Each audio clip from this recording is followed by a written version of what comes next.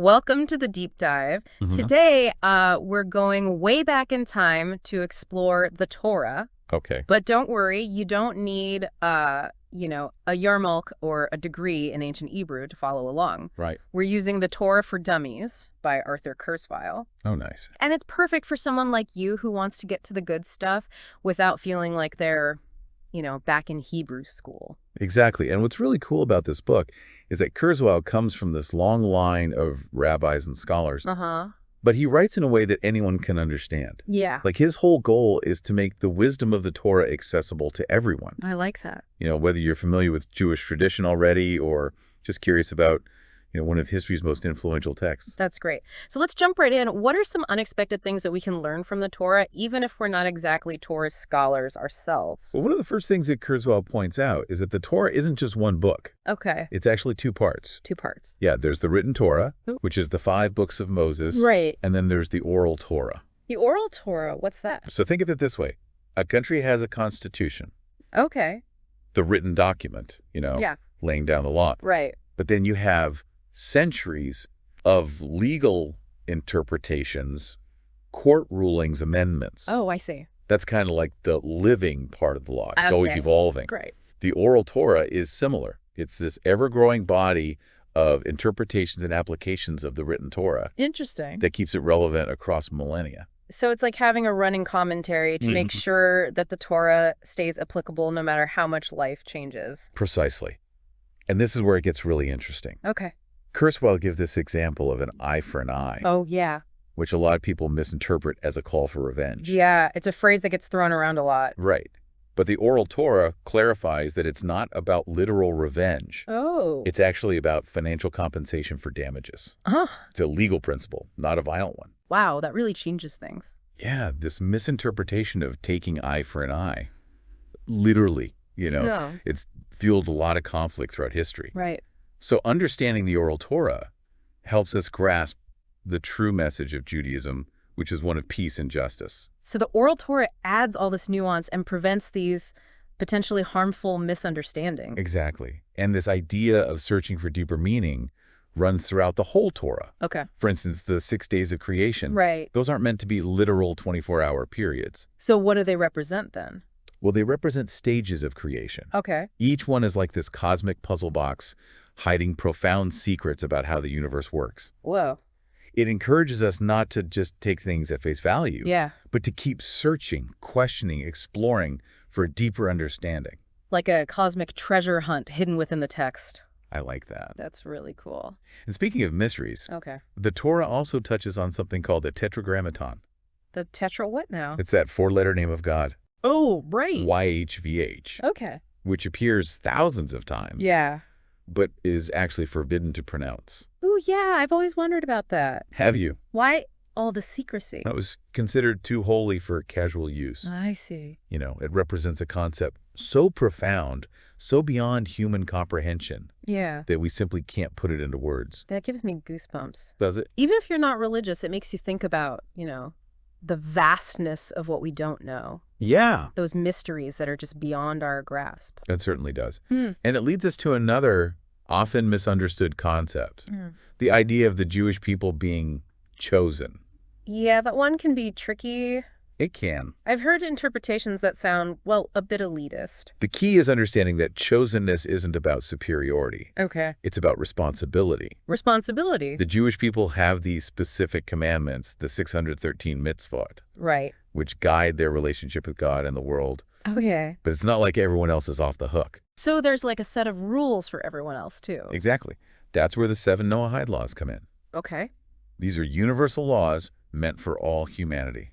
Interesting. And they're found in the Talmud, which is part of the oral Torah. So even if I'm not planning on converting anytime soon, the Torah still has something to say about how I should live my life. It does. What are these universal laws all about? You might be surprised by how down to earth they are. Okay. Don't steal, don't murder established courts of justice. Got it. Like basic ethical principles that form the foundation of a just and compassionate society. Wow. So these universal human values are woven into this ancient text. They are. And it gets even more interesting when you look at how the Torah portrays its major figures. Okay. Even Moses. Ooh, Moses makes mistakes. he died. He's even denied entry into the Promised Land. Really? I always pictured him as this, perfect, larger-than-life hero. I know, right? Eh. But showing his flaws makes him more human, more relatable. There are no, plastic saints in Judaism. That's actually really encouraging. Is it? It means even the most revered figures had their struggles. Yeah. It's a reminder that growth is about the journey, not about starting out perfect. That's a valuable lesson for all of us, regardless of our spiritual beliefs. Absolutely. And speaking of journeys, Kurzweil takes us through some of the seemingly odd rules and rituals of Jewish practice. Oh, yeah. Like the 39 forbidden Shabbat activities. You can't light a fire, you can't cook, you can't write. Right. It seems pretty strict. It does. It seems random almost, Yeah, right? those rules always struck me as a bit wow, random. But they're not random at all. They're grouped into categories related to the work that went into building the tabernacle, The tabernacle. the portable place of worship, Okay. and creating the priestly garments. I see. So by abstaining from those activities on Shabbat, Yeah. we're symbolically reenacting that creation process Interesting. and focusing on our spiritual connection. So it's not just about resting, it's about actively engaging with the spiritual side of life by disconnecting from the everyday. Precisely. Makes you think about what it would be like to disconnect from those things for a whole day, doesn't it? It does. Definitely food for thought. It's like a digital detox, but for your soul. I like that. Speaking of meticulous practices, Kurzweil also dives into the incredible detail involved in writing a Torah scroll. Yes. It sounds like an art form. Specific materials, inks, even the direction of the writing is important. It's a true art form. Yeah. It requires immense skill and precision. Wow. Every single letter matters. Really? There are strict rules about the type of parchment, the ink, the quill, even the way the letters are formed. Wow, so much detail. This meticulousness reflects how seriously the Torah is taken. It's amazing to think about the effort and artistry that go into creating these sacred objects. And you know what's even more amazing? What's that? It's considered a mitzvah, a good deed for every Jew to write a scroll. Really? But because it's so complex, most hire scribes to do it. Yeah. Oh, okay. So if I'm understanding this right, someone who isn't a trained scribe can still participate in this mitzvah. That's right. There are a few ways to fulfill this commandment. Like what? Well, one is to participate in the writing process, even if it's just writing a single letter. Okay. Some people choose to buy books about the Torah as a way of fulfilling the commandment. So diving into the Torah for Dummies could be considered a mitzvah. I like the sound of that. It's a beautiful way of interpreting the commandment. Engaging with the Torah on whatever level is accessible to you.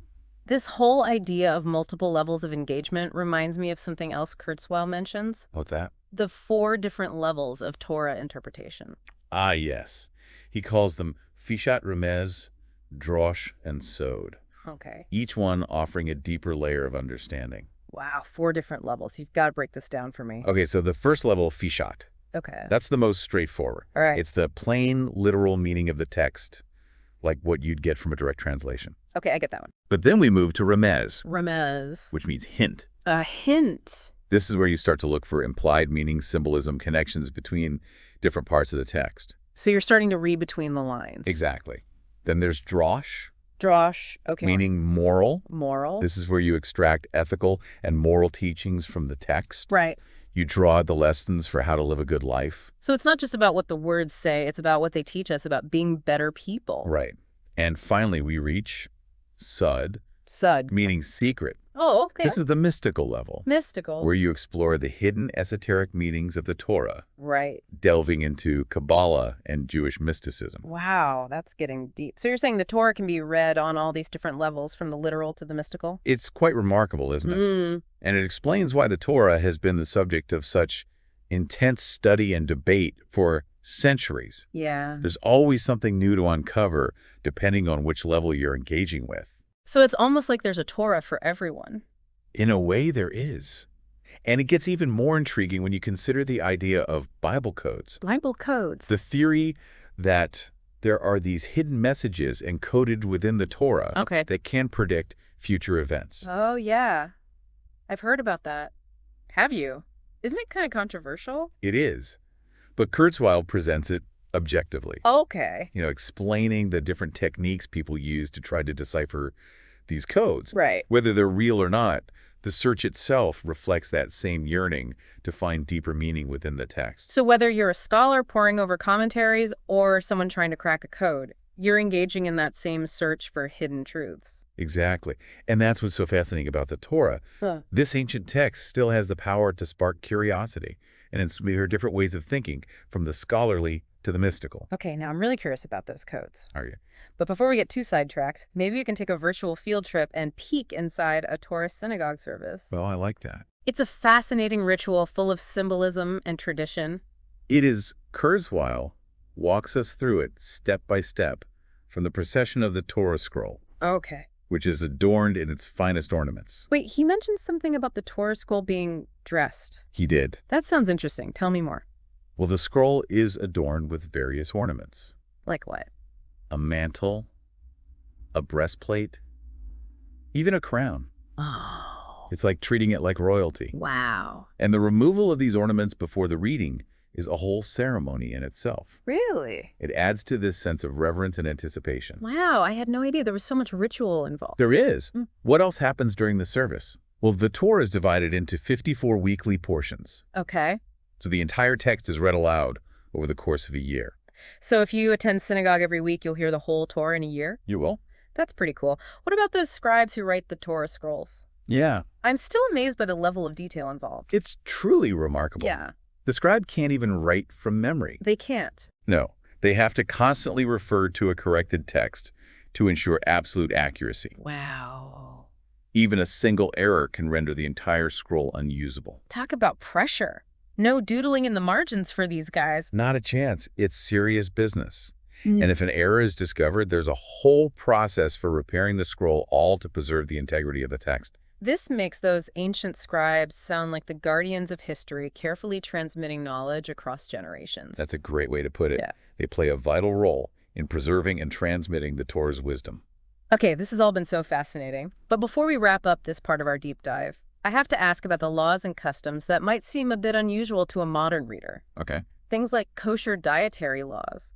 It's true that some of the Torah's laws might seem outdated or even a bit strange to us today, Yeah, but it's important to remember that the Torah is a product of its time and context. right. And even though some of these specific laws might not be directly applicable to our lives today, Yeah. the underlying principles and values are often timeless. Give me an example. What's the deeper meaning behind those kosher dietary laws? It seems like a lot of rules about what you can and can't eat. Well, on the surface, it might seem like a bunch of arbitrary rules. Yeah. But if you dig deeper, you find that these laws are really about cultivating a mindful relationship with food and with the natural world. So it's not just about the food itself, it's about the way you approach eating. Exactly. And that's something we can all relate to regardless of our dietary choices. Right. It's about being conscious of where our food comes from, how it's prepared, Yeah. and how our choices impact the world around us. It makes you wonder what other deeper meanings are hidden within those ancient laws. That's the invitation of the Torah. It's not just a book of rules, but a source of wisdom and insight Right. that can continue to speak to us across millennia, even in our modern digital world. Okay, one last thing before we move on to the next part of our deep dive. Right. What about customs and traditions related to different stages of life? Okay. Kurzweil talks about birth, marriage, and death, right? It does. What are some of the highlights? Well, it's fascinating to see how the Torah approaches these universal human experiences. Yeah. Starting with birth, there's the ritual of circumcision, Right. which Kurzweil explains has both physical and symbolic significance. And for girls, there's the naming ceremony. Yeah, exactly. It's a way of welcoming the child into the Jewish community and bestowing upon them a Hebrew name. What about marriage? What are some of the unique aspects of Jewish marriage? Well, Kurzweil emphasizes that the focus is on creating a partnership based on mutual respect and responsibility. Right. And there's a beautiful emphasis on the importance of physical intimacy within marriage. Okay. He even mentions that a wife can forbid her husband from changing careers if it means he'll be away from home too much and won't be able to, well, fulfill his conjugal duties. Wow. It shows how seriously Jewish law takes the importance of a satisfying sexual relationship within marriage. That's pretty progressive for an ancient text. It is. And then there's the approach to death. Kurzweil points out that the Torah doesn't shy away from acknowledging death as a part of life, Right. but also emphasizes the belief in an afterlife. So it's not just about the end of life, but about what comes next. Right. And it's a beautiful emphasis on the idea that the soul continues on even after the body has passed. It's fascinating to see how these ancient teachings still resonate with our own questions about life, death, and everything in between. It really puts things into perspective, doesn't it? It does, and it reminds us that even though the Torah is an ancient text, it still has the power to offer guidance and wisdom for navigating the complexities of human existence. It's like we're looking through this window into another time, another world, Yeah. but somehow it still feels relevant to our lives today. That's the power of the Torah. Yeah, It speaks to the human condition in a way that transcends time and culture. right. And that brings us to another fascinating aspect that Kurzweil explores, the concept of tikkun olam, Tikkun olam. which means repairing the world. Oh, I've heard that phrase before. You have. It sounds like a pretty big task. It is. But the idea is that we all have this responsibility to make the world a better place. Okay. It's about social justice, ethical behavior, Right. and living in a way that uplifts humanity and honors creation. So it's not just about like personal piety. No. It's about actively working to improve the world around us. Exactly. Tikkun olam is a call to action. Okay. It urges us to address issues like poverty, inequality, environmental degradation. I see. It's about recognizing that our actions have an impact on the world Right. and that we have a duty to use our gifts and resources to make a positive difference. It's like the Torah is saying, don't just sit there and read about it. Go out and do something. That's a great way to put it. And it connects beautifully with the idea of the mitzvot. Okay. Those 613 commandments we talked about earlier. Right. They're not just arbitrary rules. Right. They're guidelines for living a life that aligns with tikkun olam, Okay. with repairing the world. So it's not just about following the rules to get into some kind of cosmic good books. No. It's about living in a way that benefits everyone. You got it. It's about recognizing the interconnectedness of all things Right. and acting in a way that contributes to the well-being of humanity and the planet. Right. And it's not just about grand gestures or sweeping social change. No. Tikkun olam can also manifest in those small, everyday acts of kindness and compassion. Exactly. So like holding the door open for someone, helping Yeah. an elderly neighbor with their groceries, donating to a local charity. Uh-huh. Those things all count. Absolutely. Every act of kindness, no matter how small, contributes to the repair of the world. That's a really beautiful concept. It is. Makes you feel like you can make a difference even in those seemingly insignificant ways. And that brings us back to the idea of the Torah being a source of wisdom and inspiration, even for those of us who aren't Jewish. Yeah. There's so much in it that speaks to the universal human experience, regardless of our religious beliefs. It's like we're tapping into this wellspring of ancient wisdom, Yeah. discovering truths that have resonated with people for centuries. And that wellspring is still flowing. The Torah continues to inspire and challenge us, Right. Inviting us to engage with its teachings on multiple levels, from the literal to the mystical. Yeah. And that brings us back to those Bible codes we touched on earlier. Oh, yes. Those hidden messages encoded within the Torah that supposedly predict the future. Right. Tell me more about those. Well, as I mentioned before, it's a controversial topic. Right. Some people dismiss it as mere superstition, Okay. while others believe it's a genuine phenomenon. Okay. The techniques used to try to decipher these codes are complex, I bet. involving mathematical calculations and pattern recognition. It sounds like something out of a Dan Brown novel. It does, doesn't it? But whether or not you believe in the predictive power of the Bible codes, the very idea of them is fascinating. It is. It speaks to our desire to find meaning and order in the universe. Right. To believe that there's this grand plan unfolding, even if we can't fully comprehend it. I guess it's comforting to think that maybe there's some kind of roadmap hidden within the text, Maybe. guiding us towards a better future. Perhaps. But even if there's no secret code, the Torah itself offers a kind of roadmap, Oh, okay. a set of ethical and spiritual principles that can guide us towards a more just and compassionate world. Okay. And that's what makes it so enduringly relevant, even in our modern technology-driven age. Okay, so we've talked about the Torah's teachings, its rituals, its mysteries. Yeah. But what about its history? Okay, Where did it come from? How did it evolve over time? great question. Kurzweil provides this really insightful overview of the Torah's historical journey, Okay. starting with its traditional authorship by Moses. Okay. Now, it's important to note that there's debate among scholars about the exact origins of the text, Uh-huh. but traditionally it's believed that Moses received the Torah from God on Mount Sinai. So it's like a divine download. In a way, yes. Yeah. But the Torah's journey doesn't end there. Okay. It was passed down orally for generations before being written down. Right. Which means it was shaped by the experiences and interpretations of the Jewish people. Right. As they wandered the desert, settled in the land of Israel, Yeah. and faced the challenges of exile and persecution. So like a living document constantly evolving and adapting to new circumstances. Exactly. And that evolution continues to this day. Really? The Torah is not a static text. Right. It's a source of ongoing dialogue and interpretation. Okay. Rabbis and scholars continue to wrestle with its meaning, applying its teachings to the challenges of modern life. So it's not just a relic of the past, it's a living, breathing text that continues to shape Jewish thought and practice. Precisely. And its influence extends far beyond the Jewish community. And it does. Yeah. The Torah has had this profound impact on Western civilization, Okay. shaping our laws, our ethics, Wow. and our understanding of the world. That's pretty impressive for a book that's thousands of years old. It is. And it speaks to the power of ideas to transcend time and culture. Right. The Torah's message of justice, Yeah. compassion, and the pursuit of a better world. Yeah. It continues to resonate with people of all backgrounds, even in the 21st century. It's like we're all connected to this ancient chain of wisdom, We are. drawing inspiration and guidance from those who came before us. And carrying that torch forward into the future. Right. We're not just passive recipients of this wisdom. Right. We're active participants in its ongoing unfolding. All this talk about the Torah's history and its influence on the world is fascinating. But I'm curious about something a bit more personal. Okay. What about the impact it has on individual lives? Okay. How do people connect with the Torah on a personal level? That's a great question.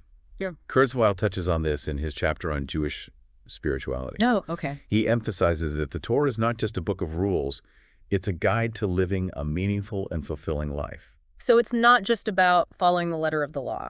It's about connecting with something deeper. Right. It's about cultivating a relationship with God, Okay. with community, and with oneself. Okay. It's about seeking wisdom, practicing gratitude, Right. and living in a way that aligns with your values. It sounds like a journey of self-discovery guided by the teachings of the Torah. It is. And that journey can take many forms. I bet. Some people find meaning through prayer and ritual, Okay. while others connect with the Torah through study and contemplation. Right. Still others find inspiration in the stories of the patriarchs and matriarchs, Okay. seeing their own struggles and triumphs reflected in the lives of these ancient figures. So it's like the Torah offers a mirror reflecting back to us our own humanity, our own search for meaning and purpose. That's a beautiful way to put it. Mm-hmm. And it reminds us that the Torah is not just an ancient text. It's a living source of wisdom and guidance that can help us navigate the complexities of modern life. Okay. I think I'm starting to get a sense of the depth and richness of the Torah. Yeah, But I have to admit, it's a lot to take in. it is. What would you say are the most important takeaways from our deep dive so far? Well, I think the most important thing to remember is that the Torah is not this monolithic text. Okay. It's a multifaceted work, open to multiple interpretations and levels of engagement. Right. Whether you're interested in its history, its laws, its mysticism, or its ethical teachings, there's something in the Torah for everyone. That's a comforting thought. It is. It means that you don't have to be a scholar or a rabbi to find meaning and inspiration in the Torah. Exactly. And, it's okay to be a little bit intimidated by the Torah. It's this vast and complex work. Right. But don't let that stop you from exploring it. Okay. Just take it one step at a time, Okay. one chapter at a time, one verse at a time. Yeah. You might be surprised by what you discover. This whole conversation has definitely sparked my curiosity. I'm definitely going to have to check out the Torah for Dummies and dive a little deeper. I think you'll find it to be a rewarding journey. The Torah has this way of opening up new perspectives, challenging our assumptions, Right. and inspiring us to live more meaningful lives. Well, I'm excited to continue this exploration, but before we move on to the next part of our deep dive, maybe we can take a quick break. Sounds like a good idea. Yeah. We'll be back in a few minutes to continue our journey through the Torah. Okay. I feel like we've covered so much ground already. We have. But I'm ready for more. Where do we go from here in our Torah exploration? Well, let's shift gears a bit and delve into some of the specific stories and characters Okay. that make the Torah so captivating. All right. Kurzweil does this fantastic job of bringing these ancient figures to life, Yeah. highlighting their struggles, their triumphs, and their enduring relevance. I'm ready for some Torah storytelling. Who are we meeting first? Let's start with Abraham. Okay. Considered the father of the Jewish people, Okay. his story is one of faith obedience Right. and the willingness to follow God's call, even when it leads him into uncharted territory. I remember learning about Abraham in Sunday school. Wasn't he asked to sacrifice his son Isaac? He was. And that's one of the most challenging stories in the whole Torah. Yeah. It raises all these questions about faith, free will, Right. the nature of God's commands. It's a tough one. But Kurzweil points out that the story isn't just about blind obedience. Mm-hmm. It's about this struggle between faith and doubt, between our human instincts and our willingness to surrender to something greater than ourselves. So it's a story that challenges us to think about the limits of our own beliefs. Yeah, And the complexities of our relationship with the divine. exactly. And that's what makes the Torah so compelling. Yeah. It doesn't shy away from these difficult questions. Right. It invites us to wrestle with them, to grapple with the mysteries of faith and the human condition. I'm starting to see why the Torah has resonated with people for so many centuries. It's not just a collection of stories. It's a not so. reflection of our own deepest questions and yearnings. And speaking of compelling characters, we can't forget about Moses' brother Aaron. Oh, yeah, Aaron. What about him? Well, he played this pivotal role in the Exodus story, Right. acting as Moses' spokesperson and leading the Israelites in worship. Okay. But didn't Aaron also create that golden calf Oh, yeah. when the Israelites were getting impatient, waiting for Moses to come down from Mount Sinai? That's right. I forgot about that. It's another fascinating episode that reveals these human flaws even among those chosen to lead. Right. Aaron was caught between the people's demands and his loyalty to his brother and to God. Tough spot. It's a reminder that even the most righteous among us can stumble. It's almost like these stories are saying, look, even the greats messed up. It's okay to be human, to make mistakes, to struggle with doubt and temptation. That's a powerful message, isn't it? Yeah. And it makes these ancient figures all the more relatable to us. Yeah, I agree. Okay, we've talked about Abraham and Aaron, We have. but I can't let you off the hook without mentioning some of the strong female characters in the Torah. Oh, Who comes to mind? well, there's so many incredible women in the Torah. I know, right? But let's focus on two who really stand out. Okay. Sarah and Miriam. Okay, Sarah. No, Sarah. Sarah, Abraham's wife, is this figure of strength, resilience, and unwavering faith. Yeah. You know, she faces these incredible challenges, including infertility displacement. Wow. Yet she never loses sight of God's promise. It's inspiring to see how she navigates those challenges with such grace and determination. It is. And what about Miriam? Miriam, well, I remember her as Moses' sister. Yeah. But what else makes her story so remarkable? Well, Miriam is portrayed as a prophetess, Okay. a leader, Yeah. and this fierce advocate for her people. I didn't know that. She plays this crucial role in the Exodus story, leading the women in song and dance after their miraculous crossing of the Red Sea. Wow. It's amazing to see how the Torah recognizes the leadership and spiritual authority of women even in those ancient times. It really is. And it challenges us to rethink our own assumptions about gender roles and the contributions of women throughout history. I feel like I'm gaining this whole new appreciation for the richness and complexity of the Torah. And we've only just scratched the surface. There are so many other fascinating stories and characters to explore. bet. Jacob, Joseph, Rachel, Leah. So many. Each one offering insights into the human condition and the enduring power of faith. I can't wait to learn more. Okay, but before we get too carried away with the stories, Okay. I want to circle back to something we touched on earlier, the idea of tikkun olam, repairing the world. Ah, yes. That central theme that weaves its way through the entire Torah, Right. urging us to make the world a better place. I'm starting to understand how this concept connects to so many of the Torah's teachings. Yeah. From the laws of justice and compassion to the stories of individuals who strive to make a positive impact on their communities. Exactly. Tikkun olam is not just this abstract idea. Right. It's a call to action that permeates every aspect of Jewish life. Okay. It's about recognizing our interconnectedness, taking responsibility for our actions. Yeah. And using our gifts and resources to create a more just compassionate and sustainable world. It's like the Torah is saying, we're all in this together, so let's roll up our sleeves and get to work. That's a great way to put it. And you know, it's not just about grand gestures or sweeping social change. Right. Tikkun olam can also manifest in those small everyday acts of kindness and compassion. So like holding the door open for someone, Yeah. helping an elderly neighbor with their groceries, donating to a local charity. Uh-huh. Those things all count. Absolutely. Every act of kindness, no matter how small, contributes to the repair of the world. That's a really beautiful concept. It is. It makes you feel like you can make a difference, even in seemingly insignificant ways. It also makes me wonder what would happen if everyone approached life with that kind of mindset. That's a powerful question. Imagine a world where everyone, regardless of their background or beliefs, was committed to tikkun olam, to repairing the world. It's a beautiful thought. It's a vision that has inspired countless individuals and movements throughout history, from social justice activists to environmentalists to peacemakers. It's a vision worth striving for, even if it seems like an impossible dream. It is.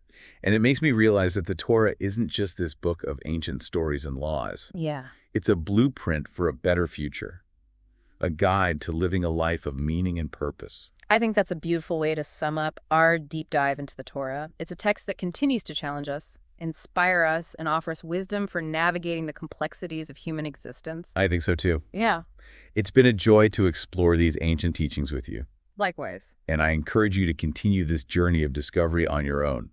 Pick up a copy of the Torah for Dummies, dive into the text, and see what insights and inspirations you uncover. I'm definitely going to do that.